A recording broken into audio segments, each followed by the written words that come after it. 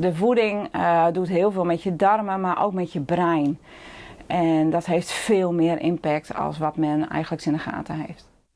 Obesitas is een groot probleem in Nederland. In de afgelopen 40 jaar is het aantal mensen met zwaar oergewicht verdrievoudigd. Nevens voedingscoach Alette van Bruggen is die aanname net een verrassing te nemen. Je kan tegenwoordig overal kun je thuis laten bezorgen. Ja, en er wordt gewoon zoveel meer kant-en-klaar eten aangeboden. In heel veel voeding is bewerkt. Wanneer het bewerkt wordt, komen er heel veel, soms ook gekke toevoegingen in. Wat gewoon niet gezond voor ons is. Opvallend is dat hield iets meer jongeren last hebben van oergewicht. Doch sloegen de meesten op het tijd onder bel. Daarin ondersteunt en adviseert het Van Bruggen mij een persoonlijk levensstijlprogramma van 12 weken. Het draait uiteindelijk alle jaar om balans.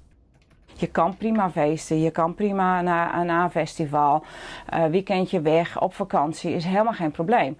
Maar wat ga je ermee doen? En hoe pak je het op? Welke keuzes maak je? Zodat je in balans blijft. Het moment dat mensen na je 12 weekendprogramma de praktijk weer uitrennen is eens de voornaamste reden waarom de leefstijlcoach haar werk docht. Ik zie ze gewoon opbloeien. Ze krijgen meer energie, ze slapen beter. Lichamelijke klachten nemen af. En hoe lekker is het als je minder suikers neemt, word je ook minder chagrijnig, minder humeurig. Dus ik zie ook eigenlijk niet alleen één persoon opbloeien, maar ook een heel gezin of een partner die erbij woont. En ja, dat is gewoon zo mooi om dat mee te maken. De verwachting voor de toekomst is net heel positief.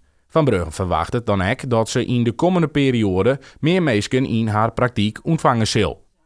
Ik denk dat ik het steeds drukker ga krijgen. En ik hoop in ieder geval dat mensen er bewuster van zijn dat het eigenlijk hier en daar echt wel 10 voor 12 is. En dat het tijd is om in te grijpen.